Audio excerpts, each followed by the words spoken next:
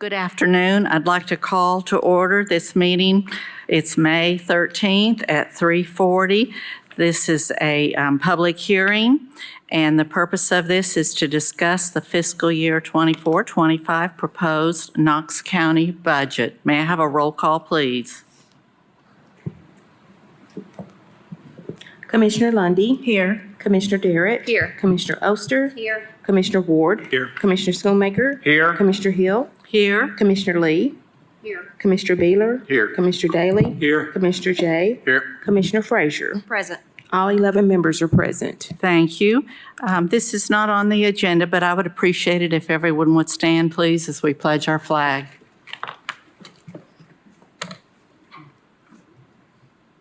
Salute, pledge.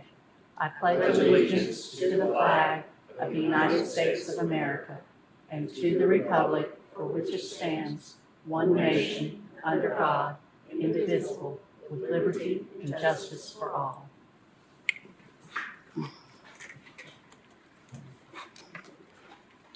Thank you. We're going to open this meeting with public forum, and we will follow that up with any discussion that our commissioners might have. We have one person today signed up for public forum. Is Mr. Hayden Bradfield here? Please come forward. If you'd state your name and county of residence, and you have 5 minutes to speak.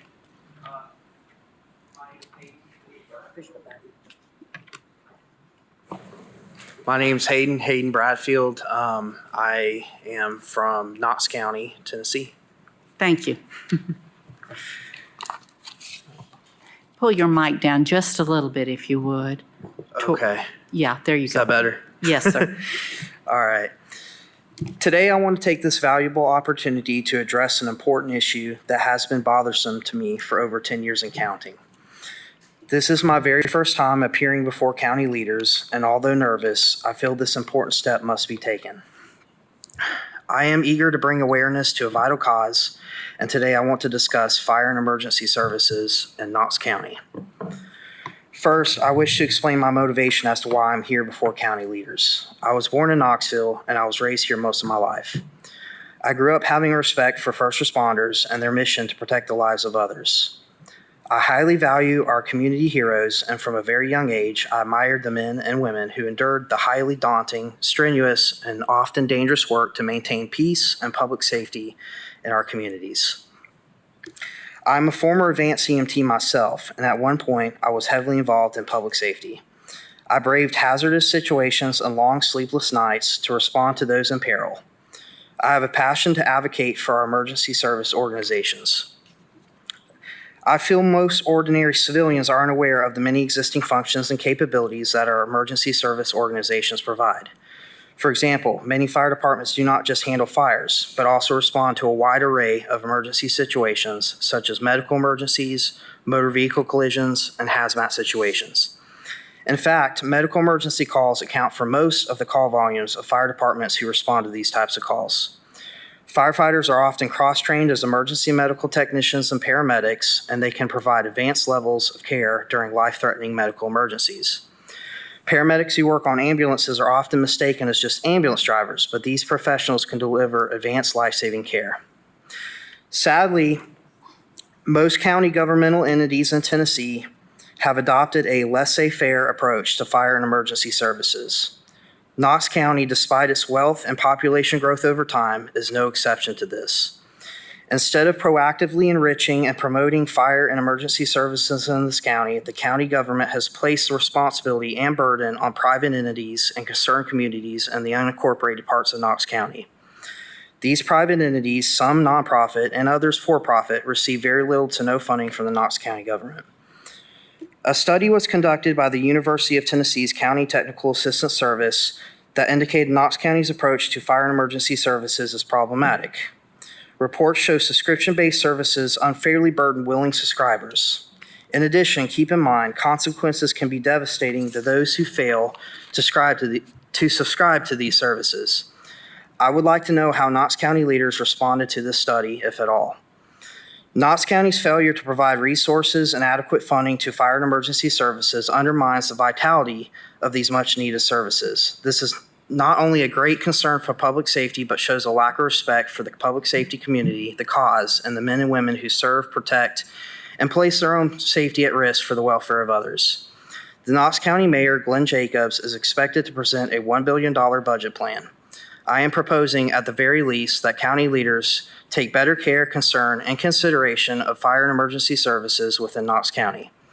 I ask that the county commission and the mayor evaluate fire and emergency services more closely and, if not already done, to formally recognize and designate these services as essential at the local level. Please consider funding our fire and emergency services. Thank you. Thank you. I believe I'm finished reading. Do you have any other comments you'd like to share? No, ma'am, not at this current moment. All right, thank you. Thank you. Thank you. You bet. And you are appreciated, and I can assure you we are, we're taking that very seriously. Thank you for coming to speak. There is no one else that has signed up for public forum. At this point, I'll go ahead and open the floor to discussion by commissioners.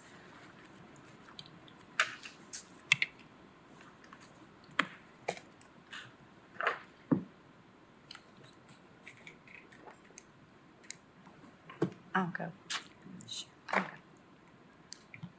Are there any comments, questions? Commissioner Frazier. Thank you, Madam Chair. Just wanted to put this out there for the public. Chris, or Director Caldwell, could you let us know how will the projects and studies that identified in the comprehensive plan be addressed in this budget?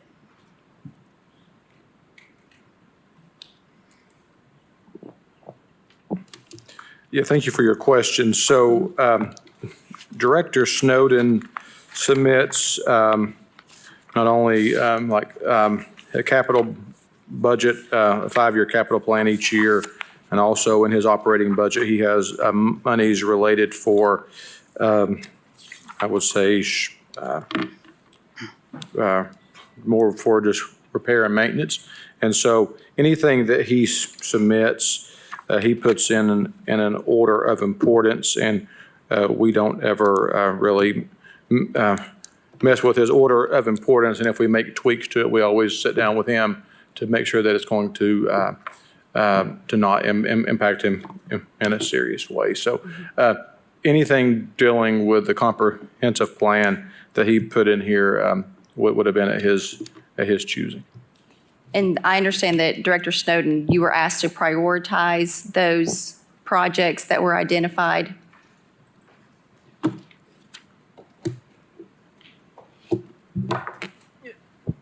Yes, ma'am. We work together with finance to prioritize some of the, the near-term and mid-term projects. Obviously, long-term's a little further out, but yes, ma'am, we did have conversations like that. So when the future or studies that are identified, or future studies that we have identified in the comprehensive plan, when they also identify additional projects, will we then reprioritize our list?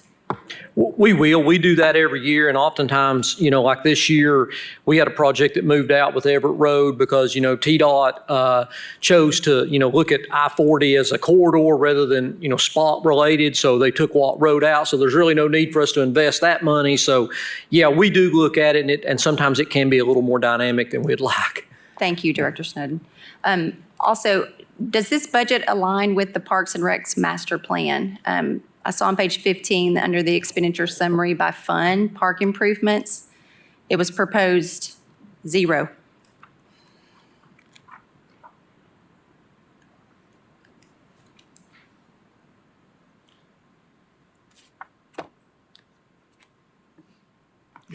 You said page 15? Yes, sir, under expenditure summary by fund. Yeah, ultimately, what is in there is park improvements was a way that in previous years, before Director Mack, there was only a few OR codes that he used. Now he has broken that out into more OR codes. So that's technically not park improvements as would be like for his master plan. It would be more, this is more driven toward operations, and he breaks it out more. He can probably say how he breaks out his operations. Sure. And Director Mack, you've done a really great job in identifying grants to address some of our park improvements, correct? Yes, ma'am. So, and Mr. Caldwell's correct. We have taken the time to really break down our budget and for more detail so we can see exactly where we're spending our funds. So park improvements was kind of too large and too broad. We wanted to be very specific. So we've requested some things in this new capital budget that are park improvements, but they are very specific to the detailed line items in the budget. Okay. Thank you both very much. Director Caldwell, I see that employees are getting a minimal pay increase, cost of living increase, but it doesn't start until January. Can you explain why that is? Yeah, so ultimately, we had a lot of what I would call fixed cost increases in this budget that basically, lack of a better word, ate up all the growth per se, right? And so we can go through those. It's the new ambulance contract was about 2.3 million. We had some building improvement costs that are about 600,000. Increase in funding of UOP was about 1.4 million.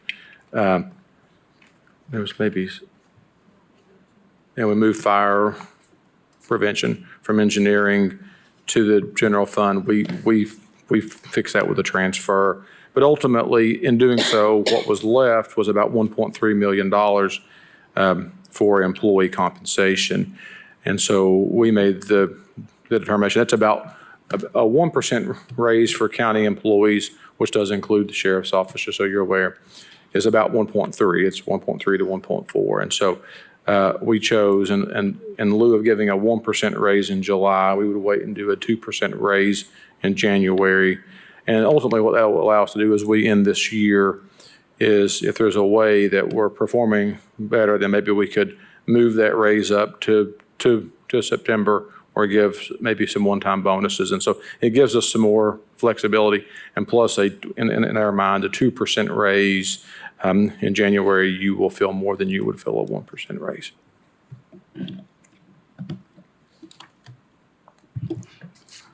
Thank you. Do we have any other questions or comments?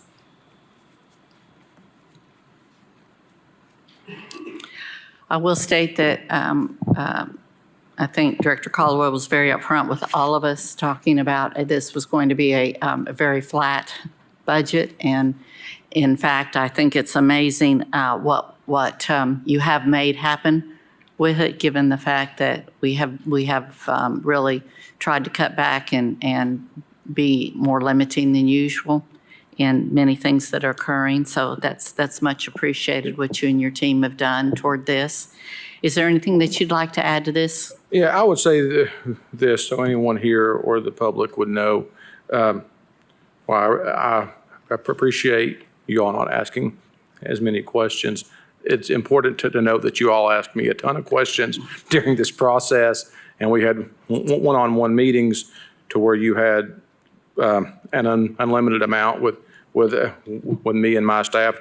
The brains is the staff, not me, and so I just get to stand up here and talk. And so you all have asked a lot of questions. We provide a lot of information. I think that's important to know. I think if anybody would come to one of these hearings, they would say, it's $1 billion budget, and we've had 5 questions. I think that what needs to be said is the work that you all do on the back end helps us and helps you to understand the process. So oftentimes it's not seen at a public hearing like this, but it's meeting Terry on Friday for breakfast and going over things or whatever. We all met, and so I don't want to leave anybody out. And so I think that's important to know, and I would just want to say that because I think it's important. And thank you for pointing that out. Your staff has spent hours and hours and hours with all of us individually talking about this budget and hitting a whole lot of detail in it. So thank you for bringing that to light. Mr. Schoonmaker? Thank you, Madam Chair. I have a question for Knox County Schools Finance Team.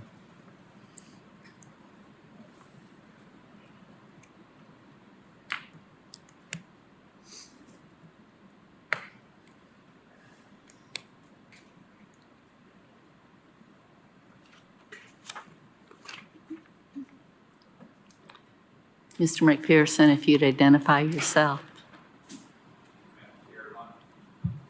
Ron McPherson, Knox County Schools. Thank you, Mr. McPherson. Through my years on commission, we've added a lot of schools to the Knox County system. I'm noticing that throughout the state that a lot of our other metropolitan areas are looking at when they open up a new school, because it's more geographically located, they're closing a school. We've never closed a school since I've been on commission and since 2015. Is that correct? Since that time, I think that's correct. Do you have any plans this next year to close any Knox County schools? I've not heard that discussion occurring. I can tell you that we have had, just over the last several years, we have built schools due to area growth. And then we're looking at another one in the Farragut solution with growth. Mill Creek was with growth. I know two, Lonsdale and Adrian Burnett, were essentially replacement schools due to the age and structure of the facilities.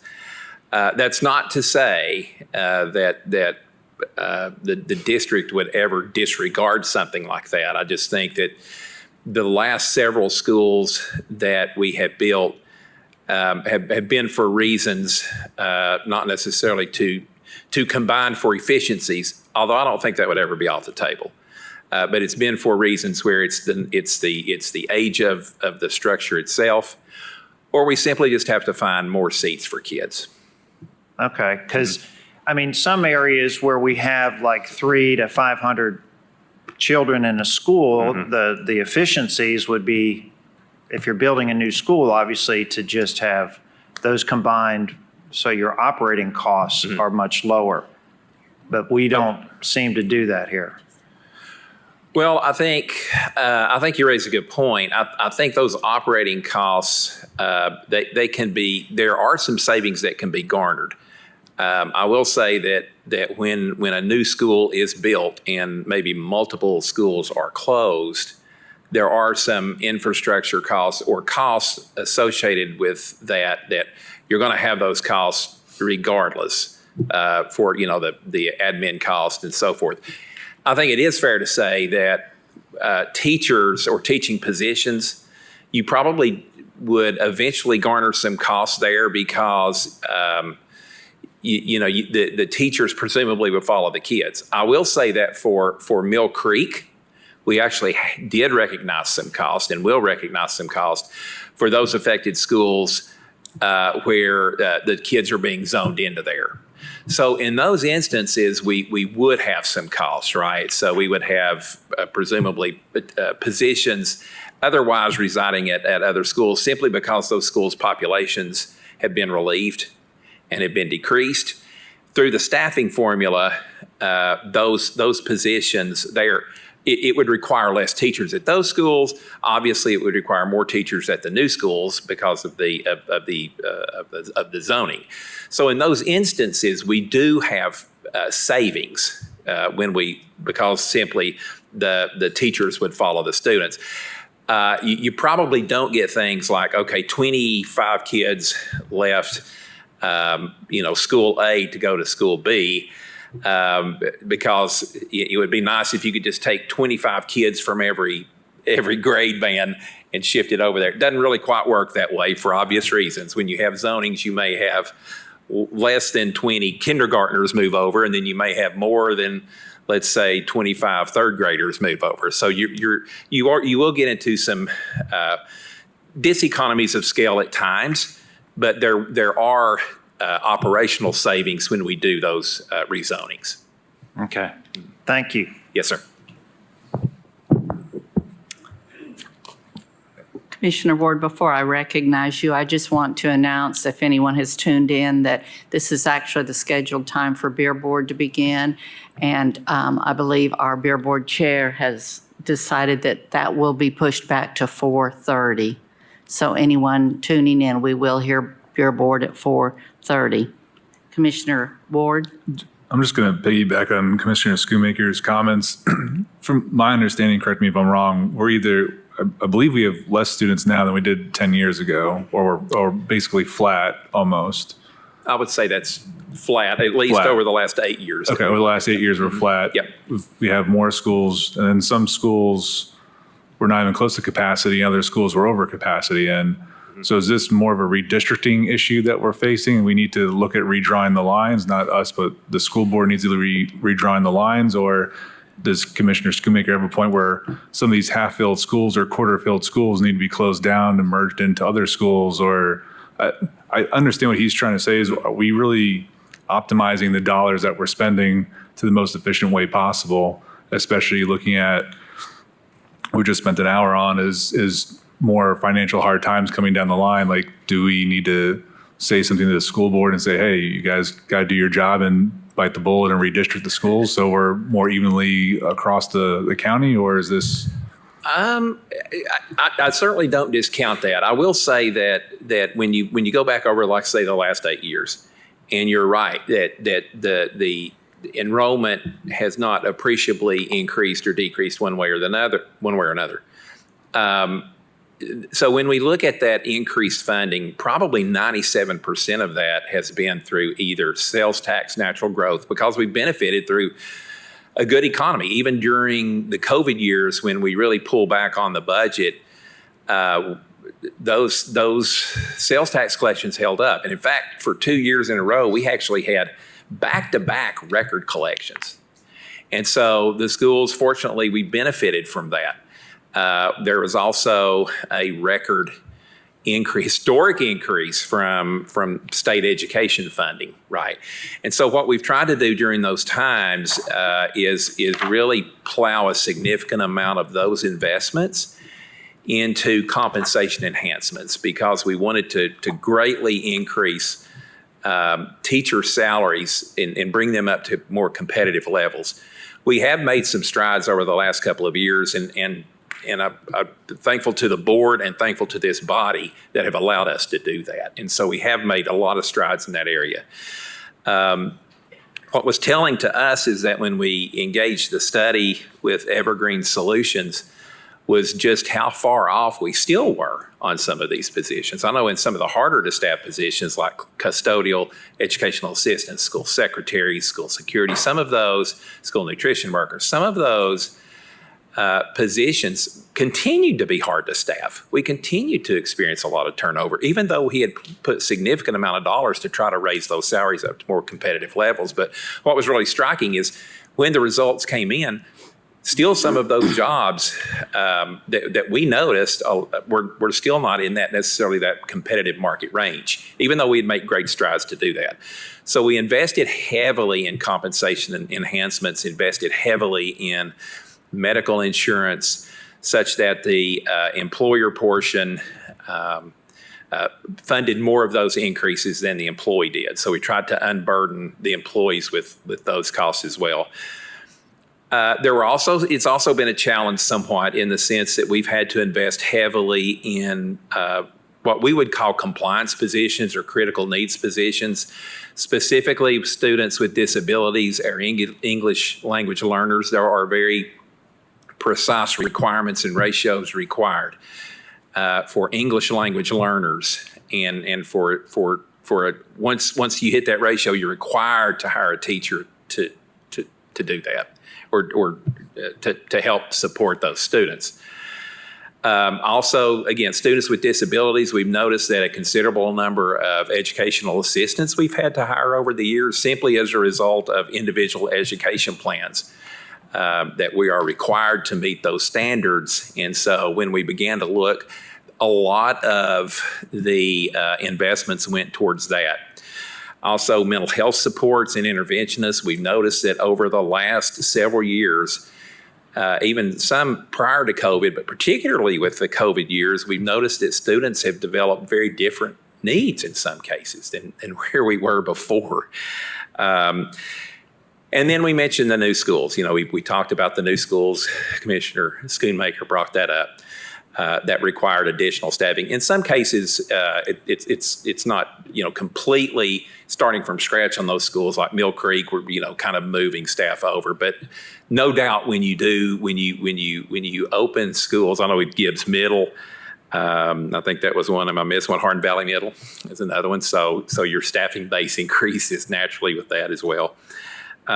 So anyway, there's a lot of factors that went into where did we invest those dollars. I can tell you that the majority were invested into the classroom with teacher pay.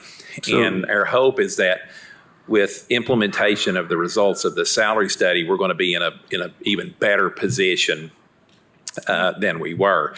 But were it not for the incremental increases to bolster those salaries for teachers and other support staff, it would have been a far heavier lift this year to try to get there. So we did gain some ground.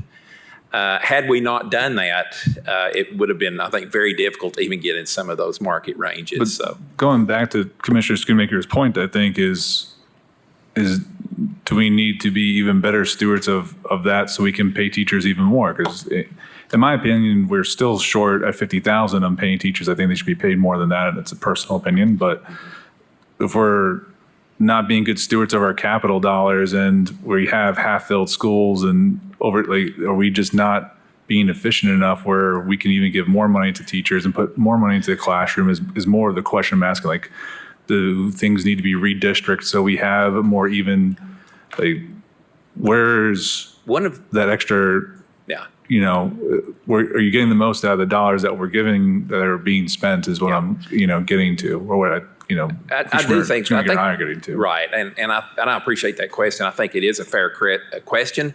One of the struggles we have is that this population growth doesn't occur proportionally in every segment of the county. Sure. So should we be redistricted then? And so, you know, if you've got overcrowding, particularly in the west sector, and I'm not going to say every school, but a considerable number of schools, the only way to remedy that through redistricting is you have to just start pulling, you know, and because the population center is not, you know, it's not evenly parsed across. So we do run into some. I think you make some great points, but we do run into some challenges at times in trying to how might be the most efficient and best way to make those. That was Mr. Schoonmaker's point, that are we closing down schools since we're building new ones in more populated areas? I'm beating a dead horse at this point, so I'm going to move on, but thank you. That it? Thank you. Okay. I will add just for some clarification too, that looking at closing some schools has certainly been visited in the past. I don't know how many half-empty schools we have sitting out there, but I'd say not more than a very small handful, very, very small handful. It is not like we are overrun with those. And just also the consideration of closing a school, not to mention that it's very difficult for a community, is often the net savings is not there that might appear to be on the surface. You know, those teachers still end up going to whatever school is the other school might be, which, as we know, personnel is the biggest part of any cost in running a school. So rarely is there much of a cut significantly at all for teachers. Also, our transportation costs have soared through the roof. And when you consider some of the geographic challenges of closing a school and then having to pay for extra transportation to bus students 10 or 12 or 15 miles, and sometimes that means right through the center of town in the middle of rush hour traffic, then that negates many times a lot of cost saving too. So just other food for thought. Sometimes it isn't quite as cut and dry as it might appear when we talk about close a school to fix a a financial solution. I appreciate that, and you can clearly see that Ms. Hill's experience on the school board is certainly, duly noted. That some of these things we've grappled with for quite a while. Yes, So I we have. appreciate you saying that. Thank you, thank you. Commissioner Jay? Thank you, Madam Chair. What was the last year that Knox County Schools redistricted? I may need some help on that one. Well, we probably redistricted for- about 2 years for ago Mill when Creek. we. No, when did ordered- Knox County Schools redistrict its, did you follow that same every 10-year cycle? I may not be following the question. With regards to board districts or with regards to, maybe. Your school districts. I just answered that. We had a redistricting 2 years ago when we opened a new school. We've never sat down, to my knowledge, and wholesale redistricted an entire county. That's my Would that question. be When's the last correct? time the entire county was analyzed for the population and the district lines of schools? I don't know that that's ever happened, because what controls it is the location of the and the density of the population. It's not looking at the entire map like you're saying. It's looking at the areas where it's so dense. I understand. I think what Commissioner, I'm sort of piggybacking, this was not my original question, but Commissioner Ward is trying to say is, we every 10 years look at a census and we redistrict our entire county based upon where population grows and everything else. As a wholesale, we don't just say this little area has grown, so we need another commissioner over here. I don't think the school system is doing a wholesale approach to that same thing. I mean, I would encourage them to follow the same redistricting, but doing it on a wholesale level, because of it may change the lines. It's the number one most unpolitically popular thing to do, but the most important thing to do, because we put a new school and everybody wants to go to the new school, and then the next Or school they over, don't. suffers. I think that's what you're trying to get to. Is that Yes, correct? that was what I was trying to get to. Yeah. Like, It needs to be a systematic over. have we ever all. done an analysis on what we're actually spending money on and Yeah. where the students actually follow that and everything else? Yes. Okay, sorry. And I'm actually, I'm a little unclear even the process, if that would reside with, because I'm really not sure, I'm not prepared to speak to that. I don't know if that would reside with the Board of Education. It might, or if that would reside with County Commission as well, but I'm not sure. So we would have to look into that. Mr. Caldwell, I have a question. On page 30 of the proposed budget, can you just please explain, you have the capital outlay detail in here, and I have a column that says funded by debt proceeds. Can you just please explain? Sure. So you will also find that in our capital plan. What we do is we used to fund this separately, so we fund it now through our capital plan, but we structure it to where we pay for these items in the first 5 years of bonds. So we make sure these This is items all get paid bonded first. debt. It is. Thank you. Yep.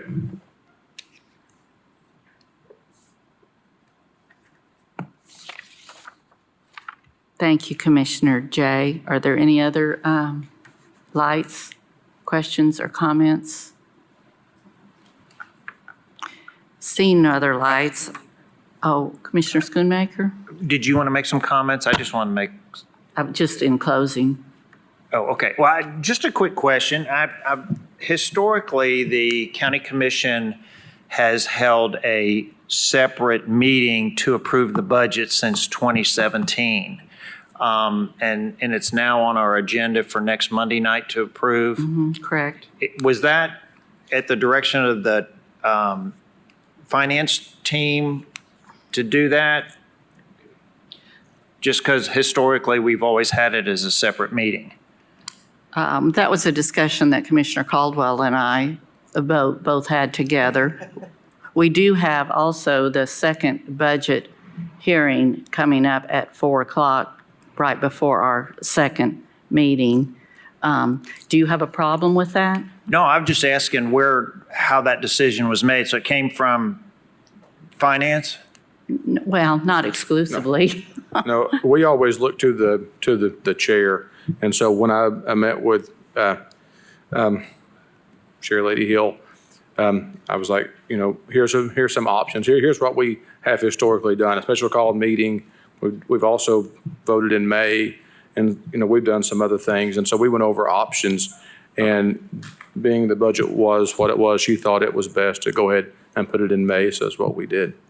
And that's very fair. I did want to wrap this up before the end of May, being as flat and unsexy as it is. Thank you, Commissioner, or Director Caldwell. Thank you. You bet. Any other questions or comments? Seeing none, we will adjourn, and Beer Board will begin at 4:30.